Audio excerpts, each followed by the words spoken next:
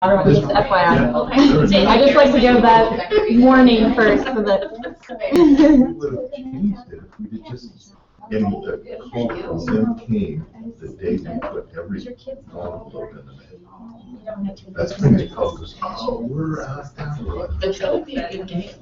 And at that point, it was like, 2 hours earlier.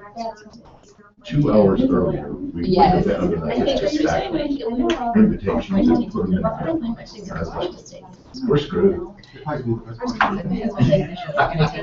you know what? I know it's that's all I know. I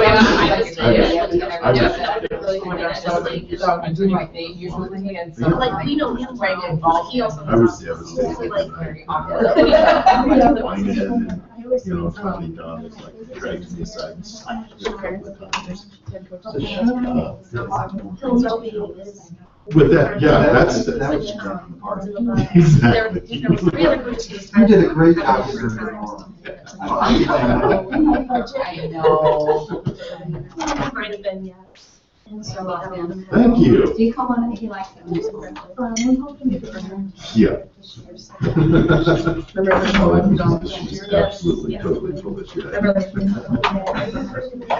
Because she can't even say it without you. That sounds lovely. I don't know how long we'll get there, but. She doesn't trust. Well, they're having. And we all know We have that it friends has coming in. no bearing Our on friends from Ohio truth. are going to be here. Like 3 different places. Not like. If there was an issue or a I problem. was checking in like,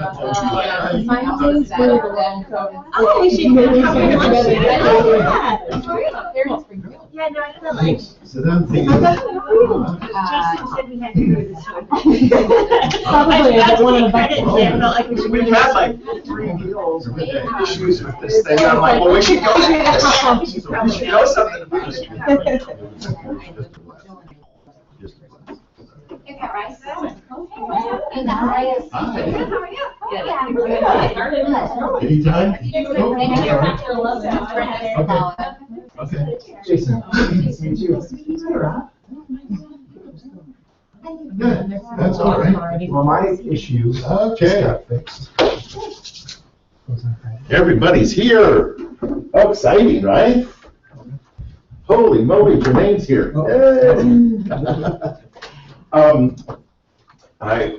This was brought about because Michelle came up with the idea, and I think that was after we had lunch with Emily and was actually talking to her, or was that prior to that?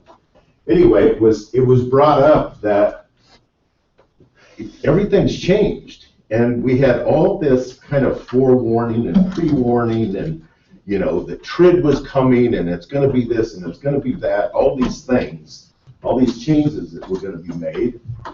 And what we realized is that all of this now is happening. We're finally getting to the closing parts of the TRID financing and all the disclosures and the things going on.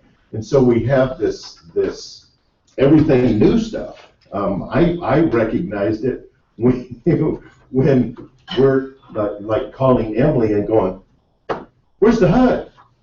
She's like, "You're the buyer's agent." I'm like, "Yeah? You don't get that." She said it in a much nicer way. She did. But it was like, wait a minute. We're trying to represent our buyers and our sellers and that kind of stuff, and now we're not privy to the information always get the HUD, and you go down the purchase agreement and you're like, does it have this, does it have that, does it include this, did we take care of that? I stopped checking tax proration because I could never catch Emily in a mistake, so finally I was like, okay, fine, whatever. So I stopped doing that. But there are some things that are going on, and there are some questions that people are asking. And I thought, now that we've gotten enough closings under our belt, that these two, with Megan Churchill and Emily Campos, could answer questions and talk to us about how the system's working now and what things we can be aware of and how we can, quote, still be involved and get our questions answered and make sure of things. So with that being said, I'm turning it over to both Emily and Megan, and they're open for questions for people, you know, anybody online, yay! They're open for questions. They have some things that, you know, they've spent hours preparing for. So there you go, ladies. We will kind of jot down. Megan's going to talk a little bit more about like the buyer side and the lender and settlement agent side, and I'll talk more about the seller side. But we will jot down a few things we thought you guys would definitely like to know about the new form. Kind of the main first thing is that there's two versions of the new form. So there's the closing disclosure, and there's a buyer and seller one of that. They get separate forms. But then there's also the ALTA form, and we have those. So this one is the ALTA form. So if you see a form that looks like this, it's got the buyer numbers on this side, seller numbers on this side, and it runs kind of like an Excel chart, so you've got your credits and debits. That's the ALTA form. This one, some settlement agents are going to give you both. Reason being, the ALTA form is the only one that buyer and seller both sign. It's the only one that has both of their numbers on it. So, for example, you have a closing where you have a seller that's going to turn around and buy a new house and is going to need a fully signed HUD. You're going to want to ask as early as possible to get one of these forms, the ALTA form, because that's the only one that both parties sign. And not all settlement agents are automatically using both. A lot of them are just using the CD. So if you're going to need something signed by both parties, you're going to want to ask for this as early as you think of it. Some service center is going to automatically do both, so you'll have two forms that your buyer signs, two that your seller signs. A couple other settlement agents are kind of joining suit in that, but not everybody's doing it automatically. So go ahead. What's the reasonable time period to get that? Is it more like what we're used to with the HUD, like a day or two in advance? Yes, and that's one of the other things with even with the CD. The lender has to disclose the CD 3 days ahead of time, minimum. But that does not mean that it is finalized then. They have their certain numbers, and basically the only big thing that matters is that if the APR changes, then they would have to redisclose. But they can change numbers, they can add and subtract things, change verbiage and things like that, and not have to redisclose. So just because they had to disclose certain things 3 days ahead of time does not mean that the CD is ready to sign for buyer or seller 3 days ahead of time, unfortunately. And same with the ALTA form. So that's still, we're still running into getting a lot of those, you know, that annoying right before closing time. The CD, if you scroll down a little bit, a couple pages, this is all the ALTA form. And so you'll see it has the buyer and seller signatures at the end there.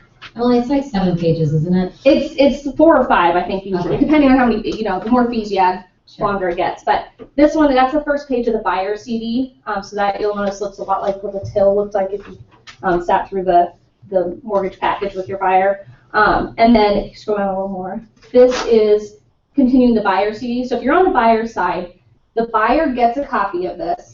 The settlement agent and lender are not allowed to release that to anyone but the buyer. That includes buyer's agents, that includes listing side. They can't give that to anybody without buyer's written authorization. You can ask your buyer for a copy of it, of course, or ask your buyer to go ahead and sign something saying that you can get a copy of it to review on their behalf, but the lender and settlement agent are not allowed to release those. Again, some of them still are. I've seen a couple of them come in with checks, which they shouldn't be doing that, but yeah, if you ask for it, most of them are going to tell you that they have to get written authorization from the buyer to release it. You scroll down a couple more pages. Keep going a little further. This one is the seller one. So this is page 1 of the seller, and you'll notice it kind of looks a lot like page 1 of the HUD, but just the seller side of it. So that's that, and then one more page.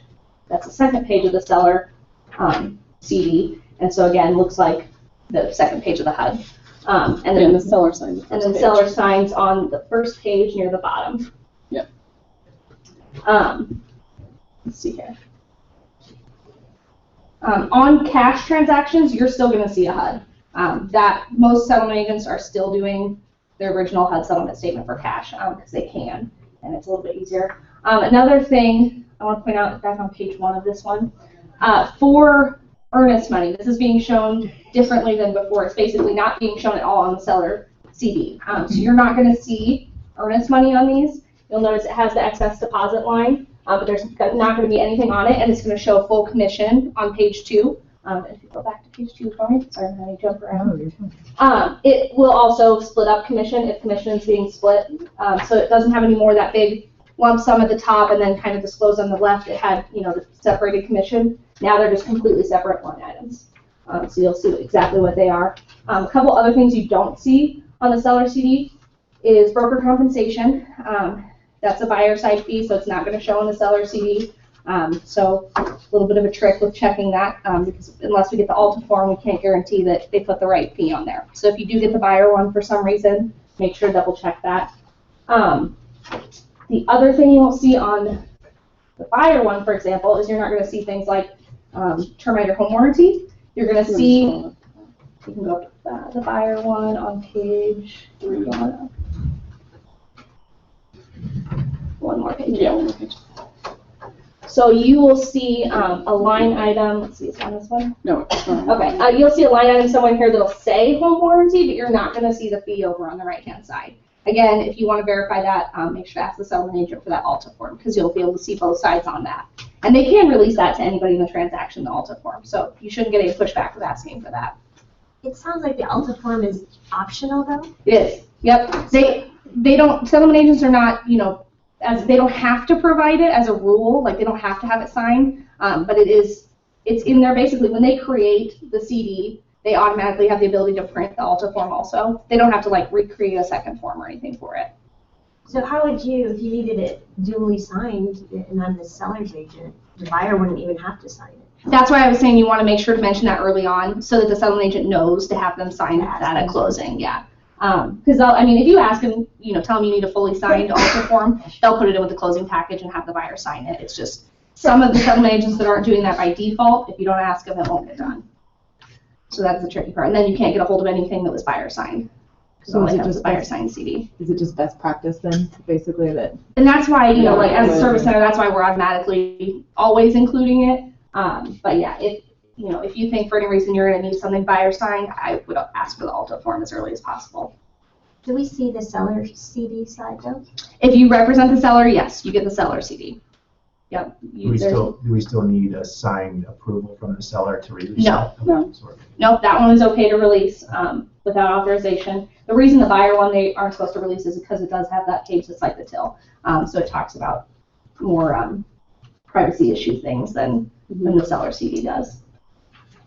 And then let's see here.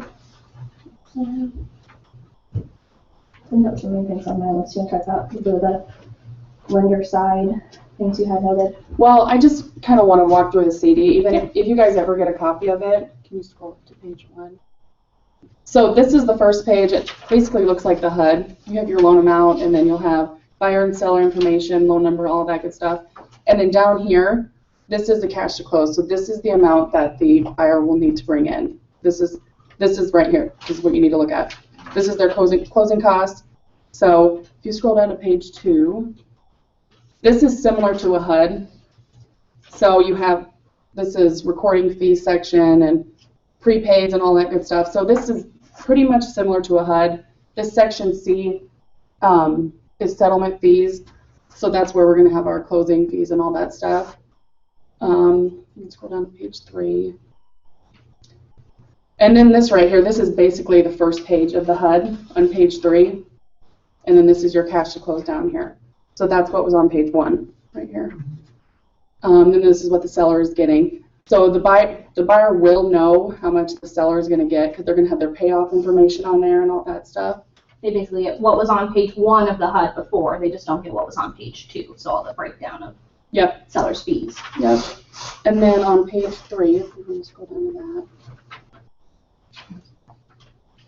This is just another disclosure. So this tells you the amount that's going to be in your escrow account and details like that. If you scroll down. And then down here, so this is page 5. This is why we need your license numbers right up front, because we have to disclose that to the buyer. So they're going to have your email and your phone number and all that information to contact you. So, and then the buyer can, a lot of lenders are having the buyer sign it, but the buyer does not have to sign this form. So. Yeah, you'll get a lot of questions from lenders now asking for your ID, your license ID, and Concept's license ID. If you ever, have trouble finding those, let us know. We've got a quick little link to a website where we can pull them all. If you get any, I've seen a few lenders asking for the agent's NMLS ID. those lenders are confused. That's a lender thing. Lenders have NMLS IDs, agents do not. So if you don't go into a panic thinking, wait, where do I find that number? Because you don't have one, and you're not supposed to. That's something lenders have, but a lot of them, I think, in their systems just have a generic, like, fill in the blank, and I think that ended up being one of the blanks in some of their systems, but you don't have one, you're not supposed to. Really, I've had to do this 3 times now, Yes. and I thought to myself, it'd be really handy if we had a form, and maybe I just need to create it myself, that I just have, so with every transaction, I can just You just send email it it to to them? them instead of looking it up and typing it. Yeah, something like that, or a canned response, or something like that would definitely, I think, be smart, because I think you're gonna have this frequently, especially if you have any of the out-of-state lenders and stuff like that don't already have you in their system, they're gonna ask every time, so. You could have it, I was thinking through the same thing. I think on the listing side, like Emily, you're pulling that up for us Mhm. on the listing side, so it saves you that time. But maybe have it on your email signature. Have your license number. Down below there. Okay. Where it's a state license. And then you just forward the email and say, hey, it's down at the bottom of the signature. That's what all the lenders, Yeah, the lenders now have right. that, their ML. An MLS. Is it an MLS? Is that what it says? NMLS, yeah. Yeah. MLS, Yep. okay. So Make that- sure you I put, think you that's put where they get yours mixed and the up when brokers. they Yeah, say they want the MLS. brokers Yeah. too. Yeah. What they're doing here, the reason they're doing that is, so when they investigate fraud, they know who did the loan, they know who was the realtor involved, just from that closing statement. Closing disclosure, this form right here. Yeah. Should we consider having a form just with either listing or when we write offers to have our clients authorized releasing the CD to us? I think we do have something, don't we? We've talked about it, we don't have anything out yet, but we have talked about that possibility, and about just doing it as the Real Estate Service Center as part of our original paperwork as well, if we're settlement agent. Yeah, it's definitely something we're talking about. That's a good idea. One other thing I wanted to mention too is, this is kind of a very recent change. Seller paid closing costs are getting shown a little bit differently, and I think you'll see more lenders adopting this. Instead of having the lump sum on page 1, they are moving buyer fees from the buyer CD to the seller CD, and to total up to whatever that sum total is for the seller paid closing costs. It can look a little scary when you open your seller CD and it has origination fee and appraisal and all that kind of thing on it. I wanted to panic mode when I got my first one, but they all total up to whatever the seller paid closing cost was agreed to be. I think a lot of lenders are doing that now as a full disclosure thing. Some of them used to add an extra page, but now they're just doing it on the CD. Yeah, I was gonna ask, are they doing the totals page? Some of them used to do that on the old HUD, where at the end, it'd show the lump sum and then it would show all the stuff that was applied to. Yep, they're basically doing that same thing, only instead of having a separate form for it, they're making that a part of the settlement statement. So instead of having, a separate disclosure for that, they're just showing all those fees on the seller side instead of having the lump sum. Yeah, that used to be a requirement. Yeah. I don't know how many years ago, 10 years ago or so, they couldn't do lump sum. They They had had to to. show where all of it went, and so they would actually do exactly same that. thing. So they're Makes actually Going back. going back, Well, yeah. doing that disclosure thing. So yeah, if you see anything like that where you're like, oh my gosh, why is the seller paying all these buyer fees? It probably totals up to whatever the seller paid closing cost was agreed to be. And we've been, of course, double checking those when we get them, but you'll start seeing that a lot more. I just had one lender doing it, and then all of a sudden it seemed like everybody just sort of switched to it. So I don't know if they had some sort of big training where they were told to do that, but it's changing. One of those things, just as an aside on that, I still see every once in a while where somebody will say, seller pay closing costs not to exceed. And so that's why that has to be done. That's because of the people doing not to exceed and that kind of thing. Because they have to show that they used all of that money. Because not to exceed means if you get $2,500 and $2,200 is used, the seller gets the $300 back. Yeah. If you don't word your purchase agreement correctly, or make sure that it's all usable. That's part of the thinking behind that in the bills. When people were disputing and that kind of thing, that was part of the issue, is that we weren't writing our words correctly on there to make sure that it all got used in different formats. And so we used to get a lot of that where there'd be, you know, $200, $300, $400 going back to the seller because it wasn't used. Like we referenced closing costs only. And what we think of closing costs and what you think of closing costs, pretty different, you know. So that's just a thing that you need to make sure the wording in your purchase agreement will cover all of the costs that can be associated with that. And it makes sense that they are going back to that now because, like I said, you can't see the buyer's CD, so you don't know if they had that much closing costs unless they do it that way. So you'll be seeing that quite a bit. What else? You want to scroll down to the seller one for me? Go for that one a little bit more. And the seller one really looks very, very familiar to the HUD. It doesn't have all those extra pages that the buyer one did with all the contact info and stuff. It does have a brief little contact info section over here in case the seller ever needs it. But it's really just the seller side of the HUD, so it's not as foreign as the buyer one feels.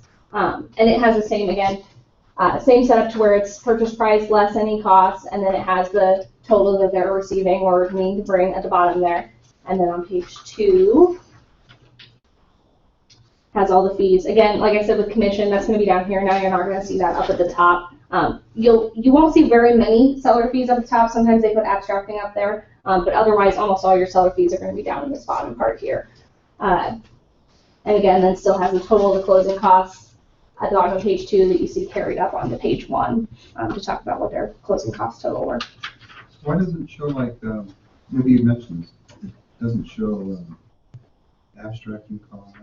Well, this one's a different transaction since it's the seller's HUD, so the buyer's paying for that on this one. Because HUD doesn't pay for those things. Yeah. That's just the example that this one Yeah. is. Probably a bad example, but it's on my desk. Because HUD charges But if all there the was things to any the seller buyer. charges, I mean, they would be on there. It's just the buyer is paying for all of that. Revenue stamps or anything like that? Not revenue stamps. HUD doesn't pay for any of that. Yeah.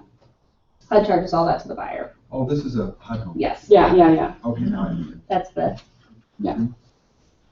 Emily, do you know if, for the seller side, how it's going to work with e-signatures? Is it going to vary from lender to lender? Yes. Okay. Yep. It's going to be the same way it was with the HUD, where it's up to the lender as to whether they want to accept it.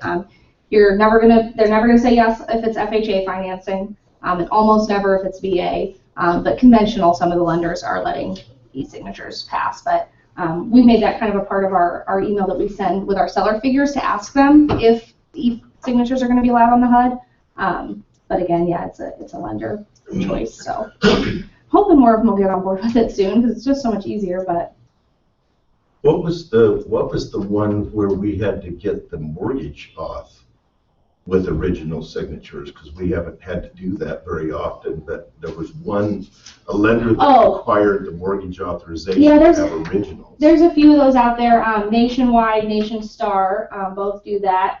I think on Wells Fargo line of credits they do as well. We're starting to keep track of which ones do and which ones don't. But a lot of the lenders are not accepting e-signatures on the mortgage authorization as well. So when we go to, request the payoff, they're kicking back and saying that they want hand signatures instead of the e-signatures. Again, if you ever see Nationwide or Nation Star, they for sure do. They won't. In fact, they won't accept e-signatures, and they won't tell you that they don't accept e-signatures. They just won't process their requests, which is really fun. The first couple of those we found out the hard way, but now we know that. Don't even send it to them if it's e-sign because they won't take it. So yeah, if you do run into either of those lenders as the seller's mortgage holder, you can go ahead and have them hand sign because they won't take the e-signature, unfortunately. Any issues you guys have run into on these already that you have questions about? How'd it go for you, Heather, on the 3 that you have? I just, in my total ignorance, they're like, you can't see the seller CD. I'm like, well, how are they going to sign it then? Are you contacting them? It just was my initial, because we hadn't had this yet, and I was just completely dumbfounded. But lenders explain, I'm learning. So. It's gone fine. And a lot of them, honestly, a lot of the lenders are still figuring it out too, especially if you get any of the smaller lenders. Like I said, we've had a couple of them that have released the buyer CD, and we're like, oh, I'm happy to be able to check it, but you probably shouldn't do that, just FYI. Or some of them that are still trying to figure out what to do regarding the disclosure times. A lot of the bigger ones, though, have kind of a good process nailed down already, which is great. We even had a short sale the other day that I was worried about because I didn't know if they were going to like the fact that they were only going to get, if they wanted the CD, it's only going to be signed by the seller. If they wanted the Alta form, that's going to look really foreign to them, but that's the only form that both parties can sign. But actually, it was a Wells Fargo one, and they already had it. They were ready to go. They knew exactly what to expect, and worked with us on it. It was good. It only took a year. Yeah. Yeah. I thought we were going to have a problem at the end there, but they were prepared for it, so that was good. Are we seeing any lenders delay in the closing because of this? Mine's really haven't. I've seen a couple of them talking about, especially with the holidays coming up, they were all worried about getting everything out in time, with the holidays not counting as business days and things like that. I've seen a couple of them talking about it. I haven't seen, the actual delay yet because they're a little bit off. I don't think they're admitting that's the reason why it's delayed. Yeah. You're probably exactly right. Yeah.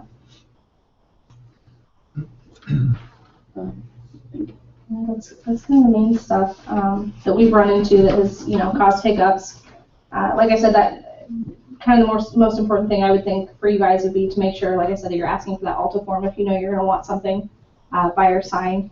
If your seller's not turning around and selling right away, it probably doesn't really matter, or turning around buying right away, it probably doesn't really matter. But if they are, then you're probably going to have a lender that wants that buyer signed. Do you know, if it's delayed a bit, it's 6 months since they sold their home and stuff, before they get back in the market and are going to buy something, are we going to have a delayed issue, a delayed problem with? I don't think so, because I think most of the times, and correct me if I'm wrong here, but I think most of the times when the lenders want those from your seller, they're fully signed, it's because they can't see the deed yet to show that the property sold. Okay. I think I've only really seen those requests on quick turnaround closes where it's a chain basically, and so the only proof they have that they sold their home is that fully signed HUD or CD or whatever. So I think that's the main times that they're asking for it. I don't know enough about taxes to know if would that be any kind of an issue where, you have the HUD for tax purposes, for deductions and that kind of thing. For income taxes and things like that, you mean? So I don't know. I would assume that they're going to take the new stuff and show it, but I don't.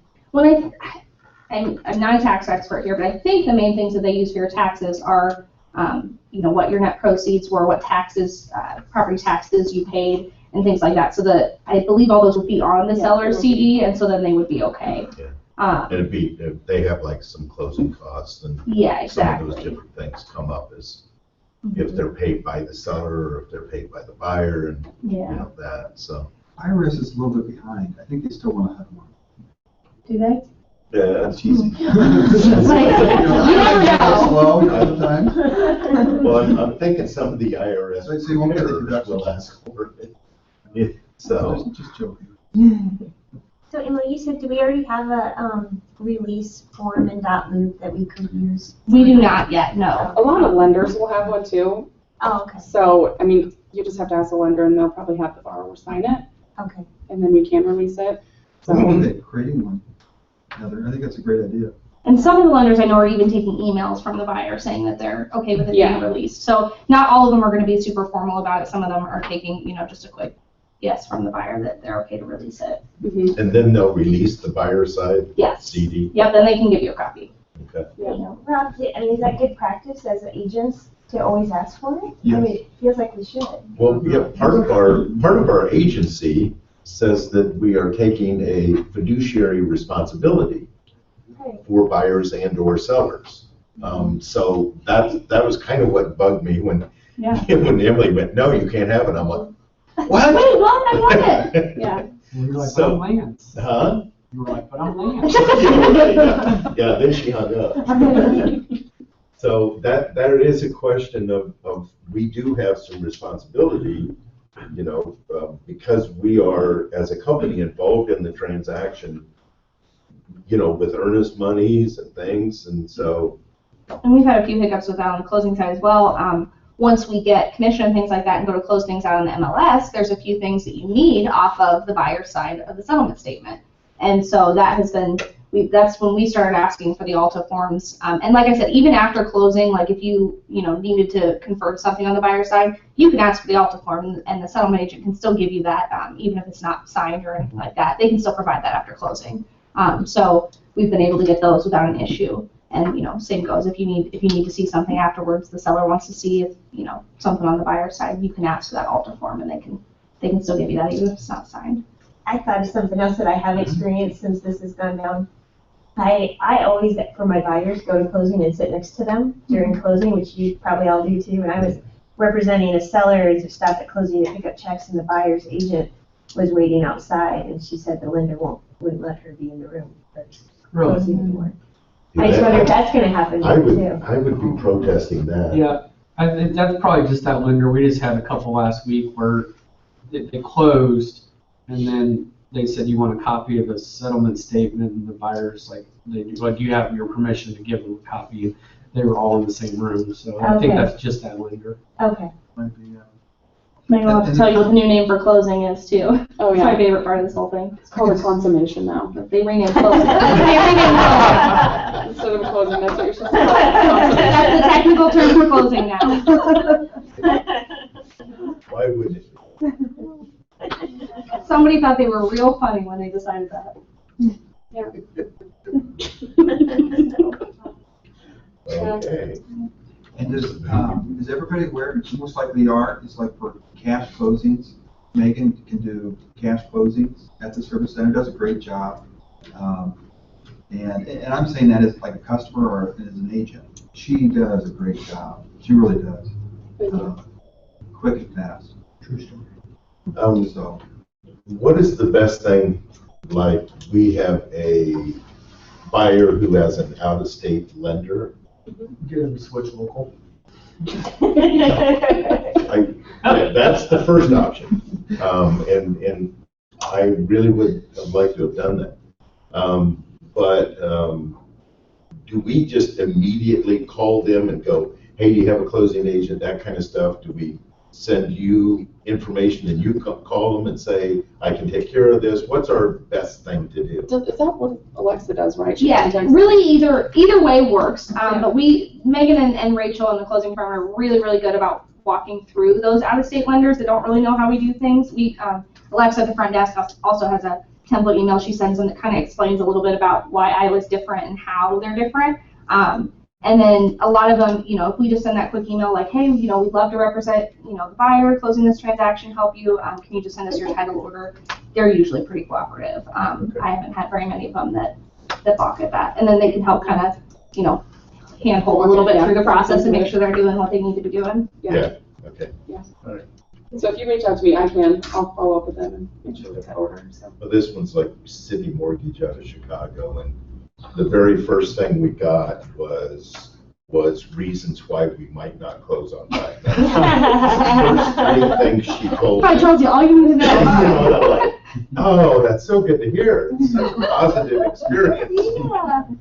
Yeah, I know we've had that a few times with Quicken too, where if you don't get them connected to a settlement agent right away, they can kind of the ball can get dropped. And so it's good. After connected. Yeah. We had one where we were connected, and pretty soon emails were like, what about this? What about this? We're like, where have you been? Did you just get back? Yeah, I just had one that came in yesterday, and it's closing the beginning of January, and she's already making excuses for that. We just got started on it, so yeah. Was that Quicken too? No, it's US Bank. Oh, US Bank. Yeah. Out of Minneapolis? No, Missouri. Was it like a relocation type vibe? Mm-mm. What are they going to do with that then? I don't know. They're trying to switch, so. Yeah, that's good. Good call. Yeah. Okay. Any other questions? We get any chat people with questions? Any chat questions? Anybody like dying to know anything? Nope. You guys did such a good job. You explained it all. Let us know if you run into any questions going forward, just let us know. Outside of the new CD and Alta forms and like that, what other things should we be aware of? Is there anything else that, Emily, that you trip on, you know, continually? You get stuff from agents or, huh?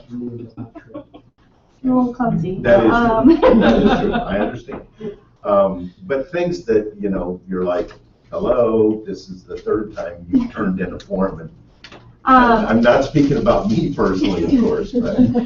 No, I mean, I think, to be honest with you, a lot of that has really improved since Dot Loop and having all the stuff there, you know, ready to just fill in the blanks and have everything handy. I would say one of the big things has been those mortgage authorizations that need the hand signatures, and the other TCs and I have been trying to check those before we need to order the payoff, so that we can hopefully snag that a little sooner and give you a little more time to get those signed. Otherwise, I would just say one other thing I've been kind of trying to ask early is if you do have a seller that's out of that you have a forwarding address that's out of the area, to ask if they're actually living there now or if they're moving there after. Makes a difference, obviously, for deed signing. We want to make sure we're sending them, you know, the correct package with, you know, FedEx label and things like that if they need it, rather than asking them to come in and sign and then finding out they're in California. So if you know that they're already living there, that can be a nice thing to kind of just, you know, you can put that on the sales worksheet or whatever. But we've been trying to ask that ahead of time as well, so that we don't you know, send the wrong thing to them. Megan, anything from your side that you know you're seeing where we're stumbling sometimes? No, I mean, it's been good. I assume all of you guys know this, but if you're one person, a borrower's getting a loan and they're married, that person has to sign the mortgage. They have to come to closing. And I'm not noticed with any of our agents, but other agents seem to not know that. But just so you guys know, just want to let you guys know that both of them have to be there for the signing of the mortgage. And same goes on the seller side. If you have a seller not on title, they still do have to sign the deed. We also encourage them to sign the listing paperwork and sales paperwork just because it protects you guys better. It's not technically a requirement, but it does protect you. Make sure that they agreed, you know, to all the terms of the sale. They're not going to come back after closing and you know, cause issues. They don't have to sign any of the other closing paperwork other than the deed. Heather, since you sell a lot of stuff out in the country on septics and stuff like that, have you seen where they've had to do binding agreements and install a new septic after close? Does that happen quite a bit, or what's your experience with the septic issues in the country? That has happened weather related.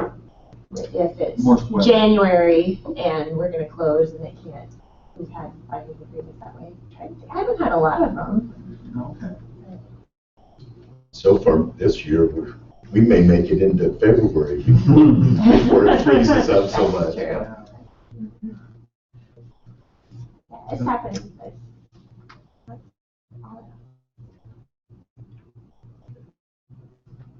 That's all we've got. Okay, But yeah, if you run into anything going forward, let us know.